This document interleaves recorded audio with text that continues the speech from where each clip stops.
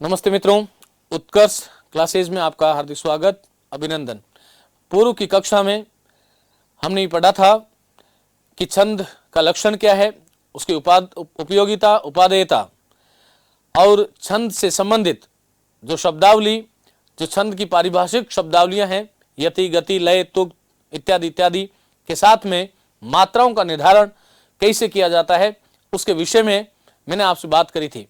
उम्मीद है वह कक्षा आप सभी ने सुनी होगी और जिसने वो कक्षा सुनी है उसी के लिए ये आगे की कक्षा में लेकर उपस्थित हुआ हूं। याद रखिएगा, इसका यदि पहला पार्ट आपने नहीं देखा है तो यहां पर आपको कुछ दुविधा जरूर हो सकती है, क्योंकि जो सामान्य नियम छंद शास्त्र से संबंधित जितने थे वो मैं बता चुका हूं, मात्रा की जो कि महत्वपूर्ण है। अब देखिएगा, पहला जो छंद है वो चौपाई छंद है हिंदी में, क्योंकि चौपाई, चौपई और चौपई ये इस नाम से एक ही ध्वनि साम्य वाले तीन छंद हमें मिलते हैं, लेकिन परीक्षा की दृष्टि से जो है वह चौपई महत्वपूर्ण है। ये मात्रिक छंद है। आप लोग समझ गए होंगे मात्रिक छंद क्यों है, क्योंकि इसमें मात्राओं की गणना की जाती है। और कैसा छंद है कि सम मात्रिक छंद है, यह भी ध्यान रखिएगा। मैंने आपको वर्णिक और मात्रिक में ही बताया था कि मात्रिक हो या वर्णिक, उसके आरंभ में तीन भेद होते हैं: सममात्रिक, अर्धसम मात्रिक और विषम मात्रिक। सममात्रिक जो है उसमें सभी चरणों में मात्राएं समान होगी तो सममात्रिक होगा, और पहले में और तीसरे में जिसको हम विषम चरण कहते हैं, और दूसरे में और चौथे में जिसको हम सम चरण कहते हैं, उसमें यदि मात्राओं की संख्या समान होगी तो उसको हम अर्धसम, मानी सम तो है लेकिन वह आधा है, और विषम मानी जिसमें ऐसी कोई निश्चितता नहीं होती, उसका नाम विषम है। तो ये जो चौपाई जो छंद है वह सम छंद है। प्रत्येक चरण में 16 मात्राएं होती हैं।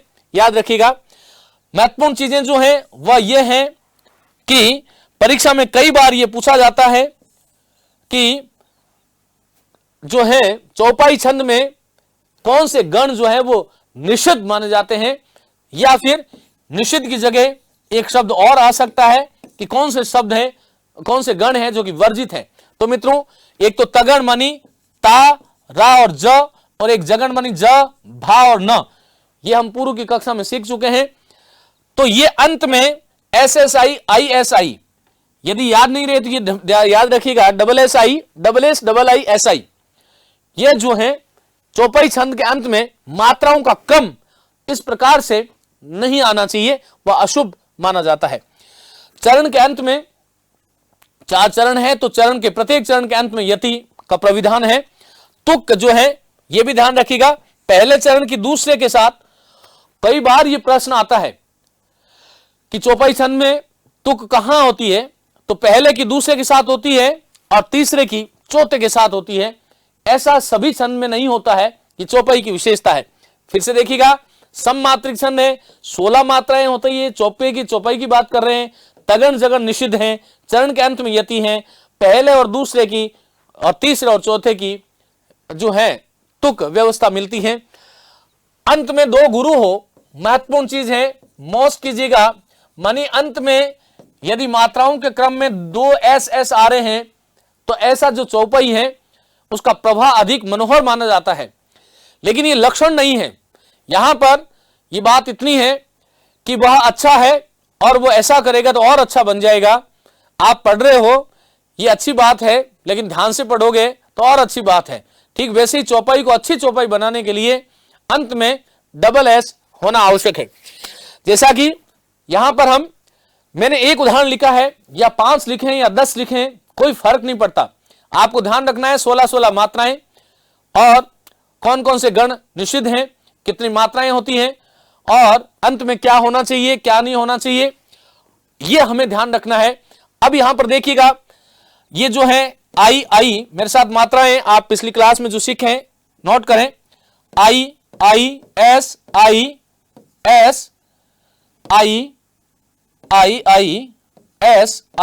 गिन लीजिएगा, 1 2 3 4 2 6 1 7 8 9 10 11 12 13 14 15 और 16, ये 16 मात्रा हो गई। इसी तरह से इसको भी गिन सकते हैं, 1 1 I S I I I S I I S I आई, 3 2 5 1 6 7 8 8 2 10 10 2 12 12 2 14 2 16। चूंकि कक्षा जो है यह जो है आमने सामने की नहीं है, इसलिए मैं आपको एक जो है संक्षिप्त में इस बात को बताऊंगा। आगे वाला आप खुद इस प्रकार से अभ्यास करके देख सकते हैं। इस संसार में जितने ही ऐसे पद्य जिसके प्रत्येक चरण में 16 मात्राएं आती हो, ध्यान रखिएगा 16 मात्राएं, वो मैंने आपको बताया कि मात्राओं की व्यवस्था कैसे आप करते हैं।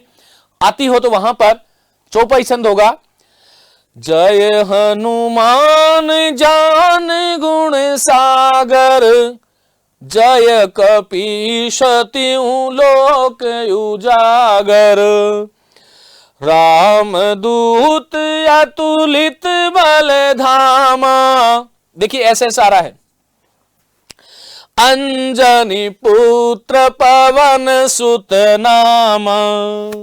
तो ये देखिएगा चौपाई जो है उसकी एक लय है, इस लय के अनुसार जितनी भी चौपाइयां हैं उसको ये गेय हैं, इनको गाया जा सकता है। आगे चलता हूं, धीरज धर्म मित्र अरु नारी, धीरज धर्म मित्र अरु नारी, गिन लोगे 16 हो जाएगा, बिल्कुल वैज्ञानिकता है।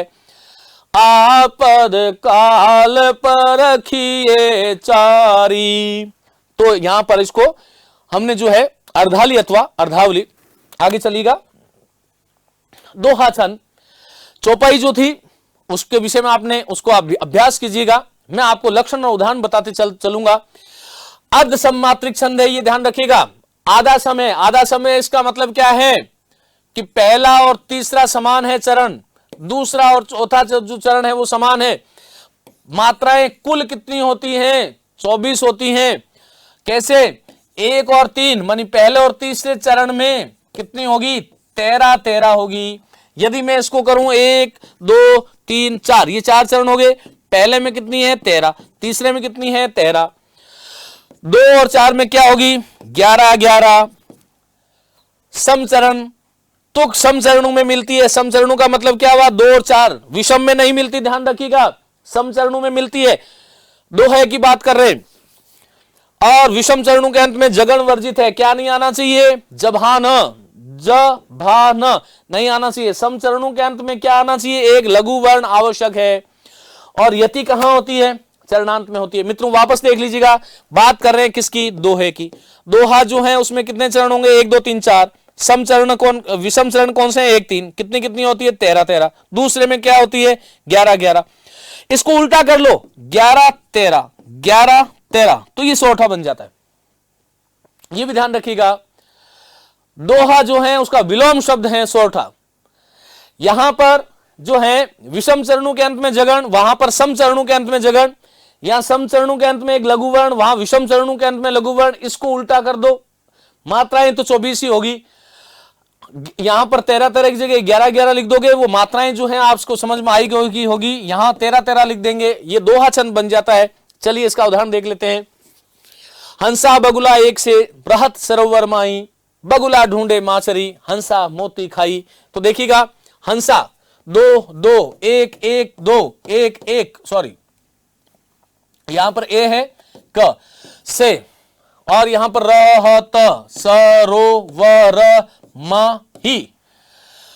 यहां पर देखिएगा, ये पहला चरण है, ये दूसरा चरण है। ये 1 1 2 2 2 2 1 2 1 2, यहां पर 2 होगी, 2 2 2 1। यहां पर चलिएगा, ये पहला चरण था, ये दूसरा चरण, ये तीसरा चरण और ये चौथा चरण। तो यहां पर देखें, इसको गिन लो, 2 2 4 1 5 और 6 6 और 2 8 8 2 10 10 और 3 कितनी हो गई? 13। यहां पर कितनी हो गई? 3 4 2 6 और 2 8 और 3 11। तो देखिएगा, ये बिल्कुल मैथमेटिक है, प्रामाणिक है। छंद शास्त्र को जिसने ढंग से पढ़ लिया, वह छंद शास्त्र से आने वाले समस्त प्रश्नों के उत्तर पूर्व से यह कहते हुए कि इसमें कोई गलती नहीं हो सकती, ये मैथ्स है, और वैसा कर सकते हैं। इसमें 13 होगी, आप गिन सकते हैं, इसमें 11 होगी, ये ध्यान रखिएगा।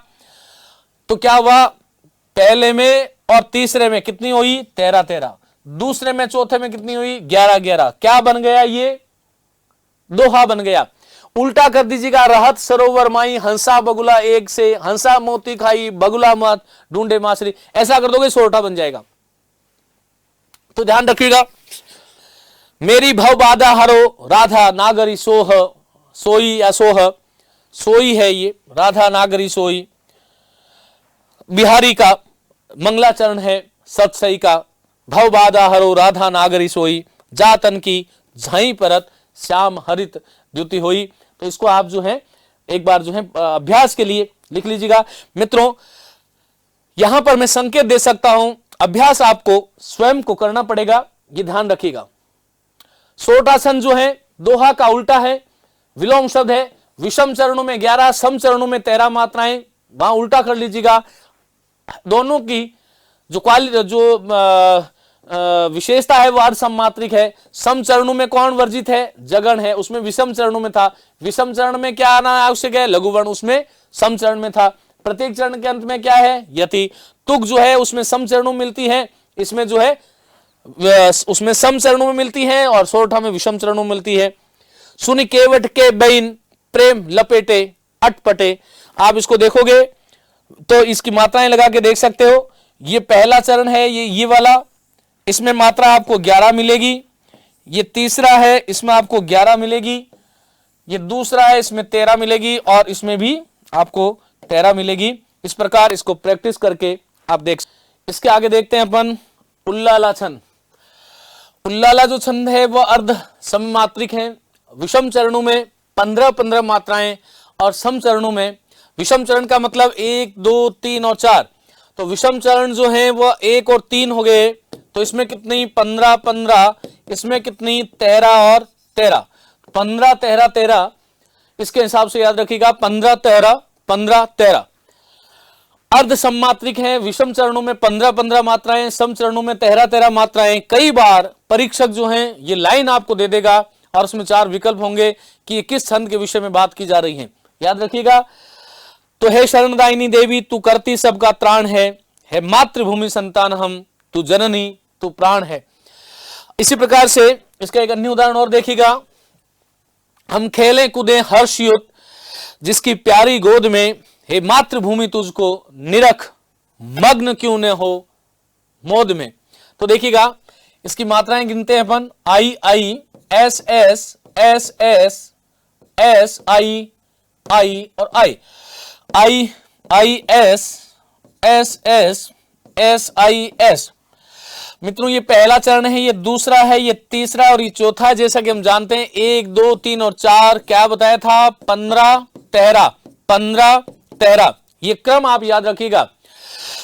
जैसे 13 11 क्रम जो है वो दोहा का है, 11 और 13 जो क्रम है वह सोरठा का है। तो 15 और 13 और 15 और 13 जो है ये जो है उल्लाला का है।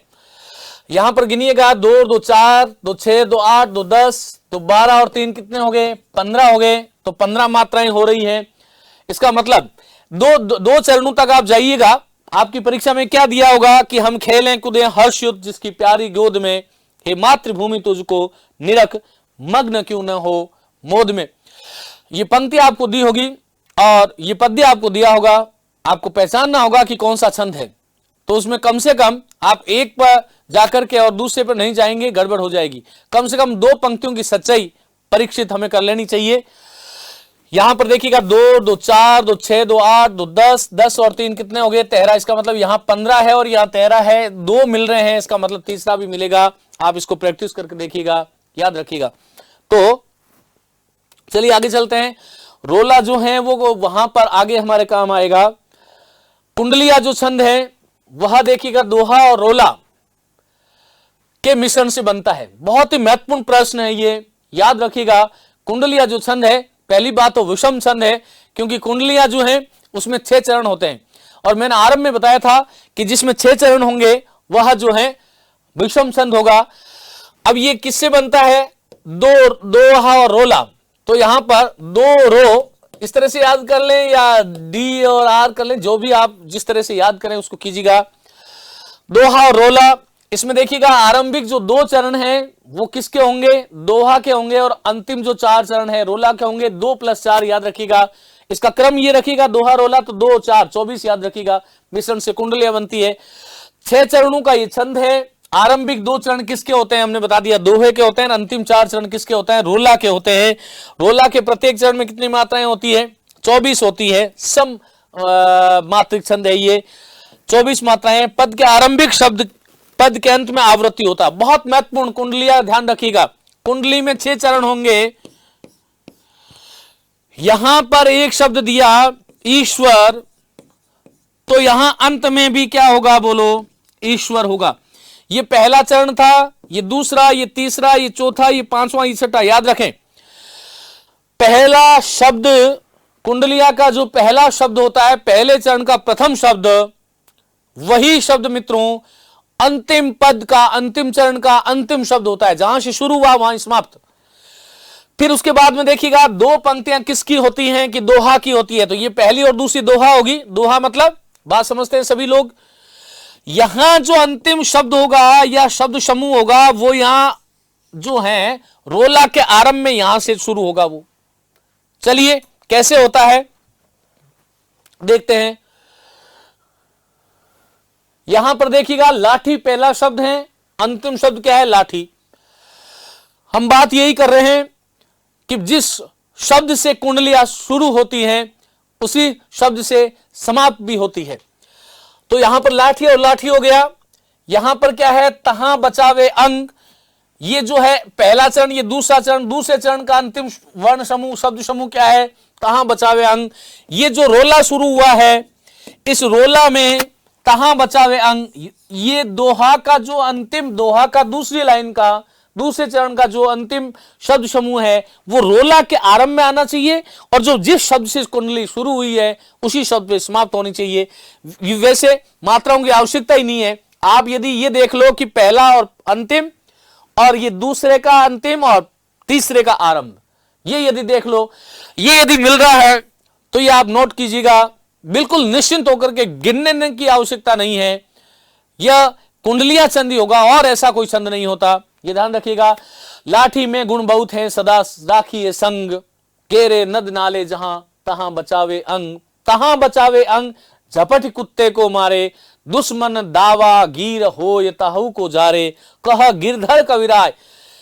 ये गिरधर जो है सबसे प्रसिद्ध कुंडलियां जो हैं हिंदी में, सबसे प्रसिद्ध कुंडलियां गिरधर की हैं।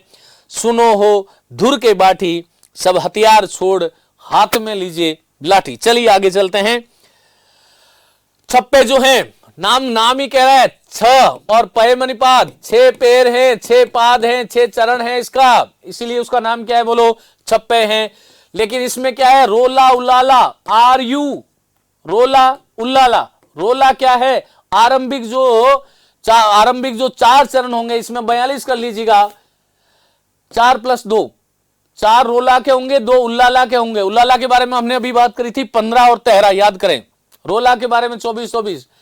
4 चरण रोला, अंतिम 2 चरण उल्लाला के योग से बना। 6 चरणों का विषम मानी मिश्र छंद है ये। मिश्र कैसे है, विषम कहा तो सम भी है क्योंकि 4 चरण तो समान है, लेकिन जो उल्लाला वाला जो है वो 15-13 का है तो विषम भी है। प्रत्येक चरण में 11 और 13 के विराम से 24 मात्राएं, और जबकि उल्लाला के विषम चरणों में 15 और सम चरणों में 13 मात्राएं होगी। इन दोनों छंदों का क्रमिक मिश्रण से छप्पे मणि, 6 पैरों वाला, 6 पदों वाला छंद बनता है, जिसका नाम ही छप्पे है। उदाहरण देख लेते हैं, इसको कर लीजिएगा, याद रखें। आर यू, तो ये जो रोला है इसमें यहां पर 24, 24, 24, 24 और यहां पर 15 और ये 13 मात्राएं गिनोगे थी, इस तरह से आएगी। कोई भी आ सकता है, एक को याद करने से कोई फायदा नहीं है, आपको नियम याद करने पड़ेंगे। 15, 20, 25 जो भी परीक्षा में जो आपके निर्धारित पाठ्यक्रम में जो छंद है उसकी 25 लाइनें, 15 छंद है तो 15 लाइनें याद कर लीजिएगा। मात्राएं कितनी हैं और क्या गण कौन कौन से हैं, ये हमें ध्यान रखना है। चलिए आगे चलते हैं। द्रुत विलंबित, मित्रों ये वर्णिक छंद है, यहां पर गण की बात आएगी। द्रुत विलंबित देखिएगा, संस्कृत में ही इसके लक्षण है, कोई फर्क नहीं पड़ता। काम की चीज क्या है, नभऊ और भरऊ, ना का मतलब क्या है, नगण, भ का मतलब क्या है, भगण, फिर इस भ का मतलब क्या है, भगण, और र का मतलब क्या है, रगण है। मानी जिसमें नगण, नगण का मतलब क्या है, देखो ना सा ल, मेरे साथ करते जाइएगा, भा ना स, फिर क्या आ रहा है, भा ना स, फिर क्या है, रगण, रा ज भा। अब ये जो triple I, IIS, sorry, triple I, S double आई,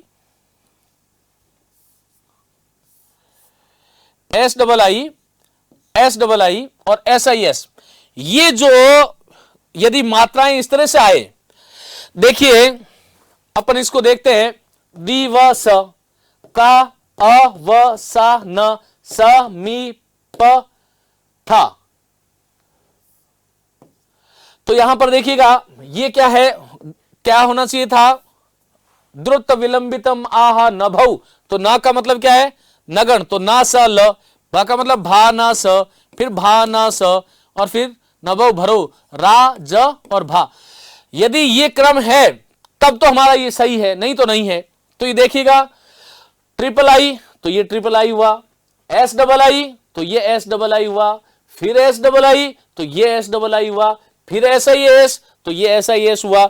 वर्ण कितने हो गए, एक गण में कितने वर्ण होते हैं बोलो, 3, तो 3 इंटू 4 गण है इसमें, 4 इंटू 3 कितने वर्ण हो गए, 12, 1 2 3 4 5 6 7 8 9 10 11 और 12। याद रखें ये 12 वर्ण और किसी छंद में भी हो सकते हैं, इंद्र वज्रा में भी हो सकते हैं, याद रखिएगा, उपेंद्र वज्रा में हो सकते हैं, या किसी और में किसी में हो सकते हैं, लेकिन वंशस्थ में हो सकते हैं। लेकिन मित्रों इसके अंदर जो सबसे बड़ी बात है वह क्या है कि गण व्यवस्था जो है वो कैसे आएगी, नगण, फिर भानास भगण, द्रुत विलंबित की बात कर रहे हैं, ये फिर भगण और ये फिर भगण। इसका मतलब नगण भगण भगण और फिर ये रगण, राजभ रगण। यदि यह गण की यह व्यवस्था है तो यहां पर यह द्रुत विलंबित शब्द होगा, ध्यान रखिएगा। द्रुत विलंबितमाह नभौ भरो, तो यहां पर नगण भगण भगण और रगण, काम की चीज ये आहा मन कहा गया है, क्या कहा गया, द्रुत विलंबित किसको, जिसमें जिस छंद में नगण भगण भगण रगण के क्रम से गण व्यवस्था हो उसको द्रुत विलंबित कहना चाहिए। कितने प्रतिचरण में कितने मात्रा होती है, 12 वर्ण होते हैं, इनको गिन लो, उसमें भी 12 ही है। वर्णिक समछंद है, क्यों, क्योंकि प्रत्येक चरण में 12 ही होती है। नगण भगण भगण रगण के क्रम से गण व्यवस्था होती है। जगती जाति का छंद है, जो जाति की हम बात कर रहे थे पूर्व की कक्षा में, यति चरण के अंत में होती है, ये ध्यान रखिएगा। इसकी आप चाहें तो लय भी देख लीजिएगा। दिवस का अवसान समीप था, गगन था कुछ लोहित हो चला, तरु शिखा पर थी राजती, कमलिनी कुलवल्भ की प्रभा।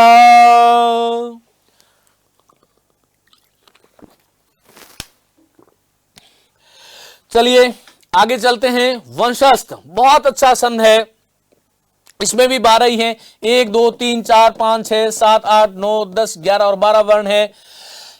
काम की चीज क्या है, जता जमनी जगण होना चाहिए, तामनी तगण होना चाहिए, जमनी फिर जगण होना चाहिए, और रामनी क्या होना चाहिए, रगण होना चाहिए।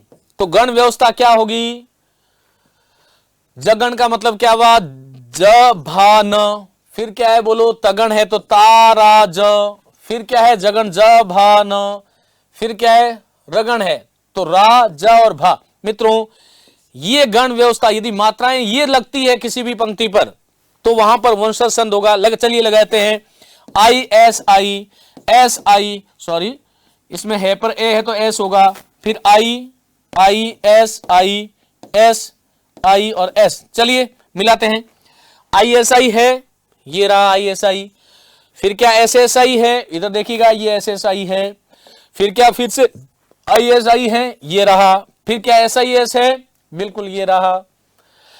ये पूरा गणित है, इसको यदि आप समझ लो तो बहुत अच्छा है। अब देखिएगा वंशज छंद की चलते चलते एक लय भी हम सीख लें क्योंकि छंदः पादौ तु वेदस्य, छंद जो है वेद रूपी पुरुष के पाद हैं, पैर हैं। और इसमें यदि आप इसकी लय सीख लोगे, क्योंकि लयात्मक ढंग से याद करोगे तो एक बार में याद हो जाएगा, और वैसे याद करोगे तो हो सकता है जब कंठ का भूषण बन जाता है तो वह चीज लंबे समय तक हमें याद रहती है। चलिए, वंशज जहां भी आए ये इस लय को आप अपना सकते हो। सुछंद वंशस्थ बने जता जरा, सुछंद वंशस्थ बने जता जरा। अब ये देखिएगा, ये लक्षण जो है ये उदाहरण में घटा रहा हूं। मुकुंद चाहे यदुवंश के बने, रहे सदा यह वह गोप वंश के। ये पहली और दूसरी पंक्तियां जो है इसको, चरण को इसी लय से बोला जाता है, वंशज छंद में जो भी होगा। तीसरी पंक्ति को थोड़ा ऊपर ले लेते हैं, कैसे? न तो सकेंगे ब्रज भूमि भूलवे, न तो सकेंगे ब्रज भूमि भूलवे, न भूल देगी ब्रज मेदिनी उन्हें, न भूल देगी ब्रज मोदिनी उन्हें। सुछंद वंशस्थ बने जता जरा। आगे चलिएगा, शिखरणी बहुत अच्छा छंद है मित्रों। यति 6-11 महत्वपूर्ण है, आपसे पूछ सकता है एग्जामिनर 6 और 11 पर यति किसमें होती है? शिखरिणी, मयूरी को कहते हैं। मयूरी जैसे नाचती हैं वैसे ही इसकी बड़ी अच्छी राग है। य का मतलब क्या है बोलो? यगण। म का मतलब क्या है? मगण। न क्या होता है? नगण। स क्या होता है? सगण। अब समझ गए होंगे भगण। ला मनी लघु और गुरु। चलिए गिन लेते हैं वर्ण कितने होने चाहिए? 17। इसके लक्षण में जितने वर्ण है देखिएगा कैसे, 1 2 3 ये नहीं गिनेंगे, 4 5 6, तो 6 पर यति हो गई। देखिएगा 6 पर यति है। य म न स भ ला गा शिखरिणी। और आगे गिन लीजिएगा 11 वर्ण है, 1 2 3 4 5 6 7 8 9 10 और 11। तो यहां पर देखिएगा 6 और 11 पर यति है, और यहां इसको जो है यगण मगण नगण सगण ये गण आ जाएंगे। यहां पर देख लीजिएगा आई एस एस, फिर एस एस एस, फिर आई आई आई आई, फिर आई आई एस, फिर एस, फिर आई आई आई एस। चलिए सबसे पहली बात तो अंत में लघु और गुरु आ गया। 17 वर्ण गिन सकते हैं क्या? 1 3 2 5 1 6 3 9 12 12 1 13 13 और 4 17 हो गए। अब चलो मात्राएं भी गिन लेते हैं, गण गिन लेते हैं, मात्राएं नहीं। तो यहां पर देखिएगा पहला गण क्या है? ISS। तो ISS किस में होता है बोलो? भगण में, यगण में। यह माता, तो ये क्या बना हमारा? यगण बना। ये क्या बना हमारा? मगण बना SS। ये क्या बना बोलो? नगण बना। ये क्या बना? नगण के बाद में सगण स ल गा, तो ये सगण बन गया। ये क्या बना? भगण भा न स, तो ये भगण बन गया। अब क्या आ रहा है हमारा? यगण मगण नगण भगण और सगण और भगण। ये देख लीजिएगा यगण मगण नगण सगण और भगण, ये गण व्यवस्था है। और इस गण व्यवस्था के साथ में यदि 17 वर्ण है, 6 11 पे यति है, तो शिखरणी छंद होगा। इसकी लय देखिएगा,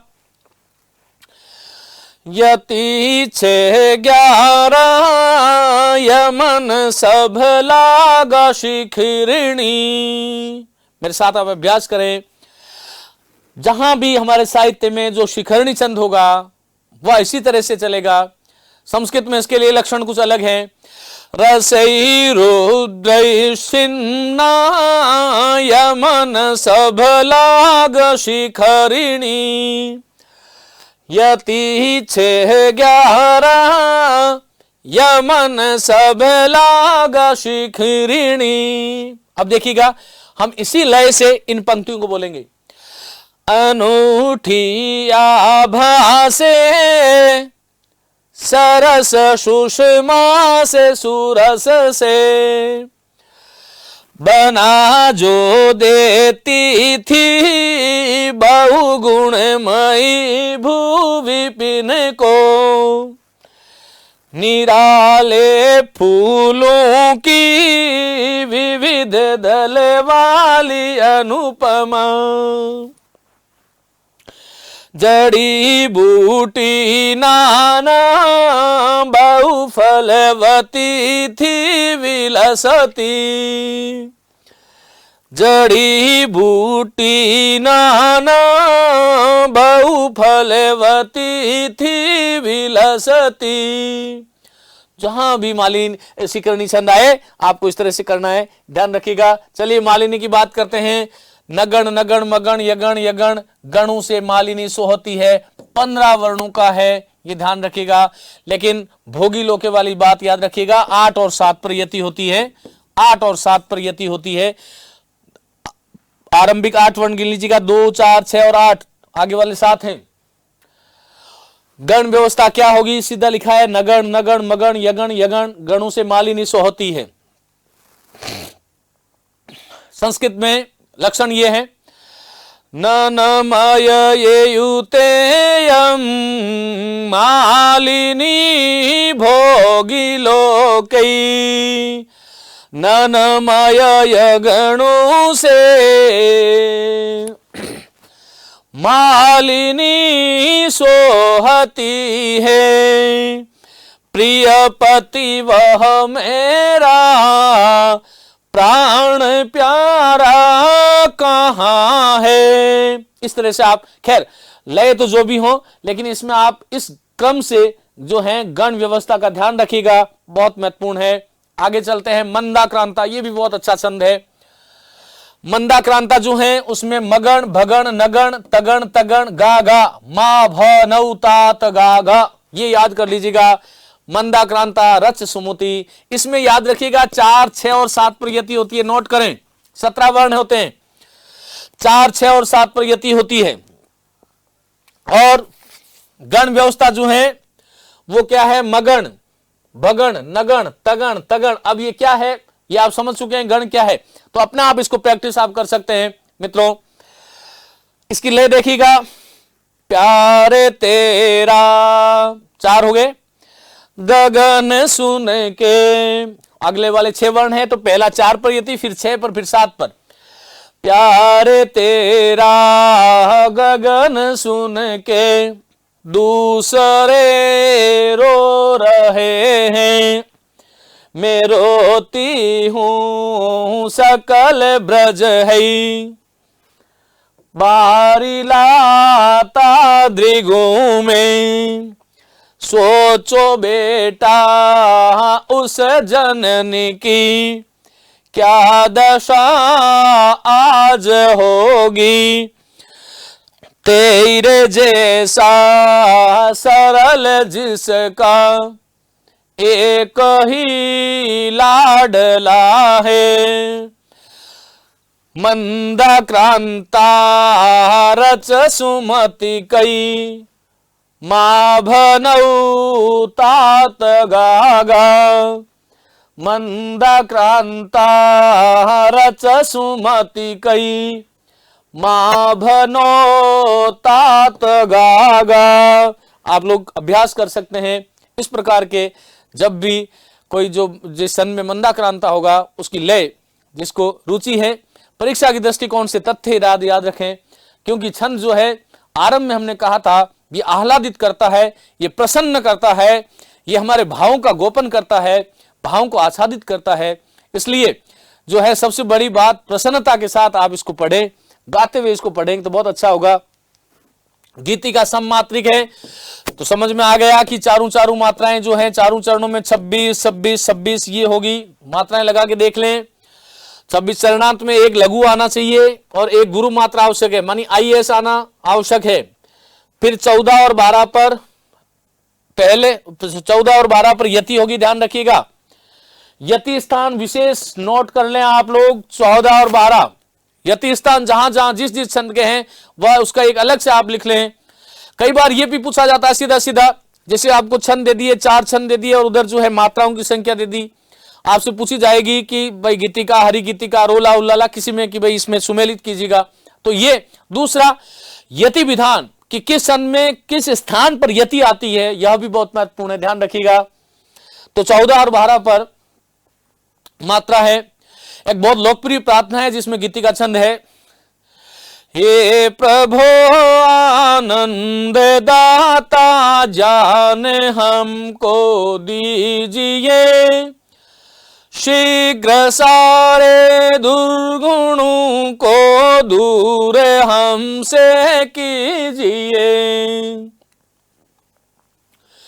लीजिए हमको शरण में हम सदाचारी बने। 14 ब्रह्मचारी धर्म रक्षक वीर व्रतधारी बने। ये देखिएगा, हे प्रभु आनंदाता ज्ञान हमको दीजिएगा, मात्राएं गिन लीजिएगा, अभ्यास कीजिएगा, 26-26 आएगी, दैट मीन्स गीतिका होगा। चलिए आगे चलते हैं। हरि गीतिका, देखिए गीतिका की 26 थी, 2 और जुड़ गई तो एक मतलब 26 और 2 कितनी हो गई, 28। ये भी सममात्रिक छंद है। प्रत्येक चरण में कितनी मात्राएं होगी, 28। लेकिन एक विशेष बात, 5वीं, 12वीं, 19वीं और 26वीं मात्रा लघु आना आवश्यक है। नोट करें, 7-7 का अंतर है, 5, 7, 12, 7, 19 और 7, 26 मात्रा लघु आना आवश्यक है। 16 और 12 पर यति होगी। इसमें जो है गीतिका में 14 और 12 पे थी, इस 14 में 2 जोड़ दोगे तो 16 हो जाएगा, 16-12 पर होगी। तुक प्राय सभी चरणों में अथवा पहले से दूसरे चरण की और तीसरे से चतुर्थ चरण की मिलनी आवश्यक है। चलिए उदाहरण देख लेते हैं। इसमें जो है प्रत्येक में गिनोगे 28 मात्राएं होगी।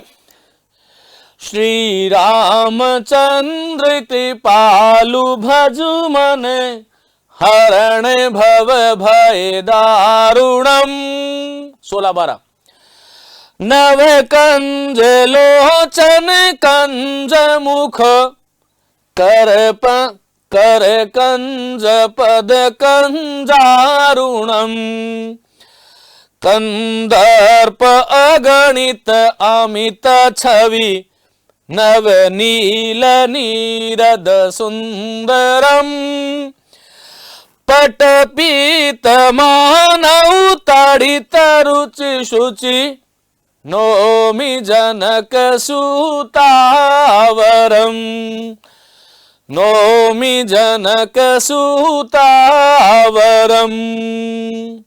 मित्रों इसमें आप गिनोगे 28 मात्राएं होगी, अभ्यास कीजिएगा। इसी के साथ जो भी आपके महत्वपूर्ण जो छंद थे उसमें हमने देखिएगा चौपाई की बात करी, हमने दोहा, रोला, सोरठा, उल्लाला, मालिनी, वंशस्थ, द्रुत विलंबित, शिखरेणी, गीतिका और हरि गीतिका, इन छंदों के विषय, छप्पे, कुंडलिया, इसके विषय में बात करी। उम्मीद करता हूं कि ये जो तथ्यों के साथ कुछ लय जो मैंने आपको दी, जब आप पढ़ें इसमें और सुधार करें, क्योंकि जो हम जानते हैं उसको यदि हम और ज्यादा शोधित करते रहें, अभ्यास करते रहें, तो आप इससे भी ज्यादा अच्छा कर सकते हैं। और मेरी तरफ से आप सभी लोगों को शुभकामनाएं। जीवन में आप इन दोनों कक्षाओं को सुने और छंद के विषय में मुझे 1% भी कहीं डाउट नहीं है, संदेह नहीं है कि कोई समस्या होगी। नमस्ते, शुभकामनाएं। Click on the subscribe button to subscribe to our channel. Press the bell icon on the YouTube app and never miss another update.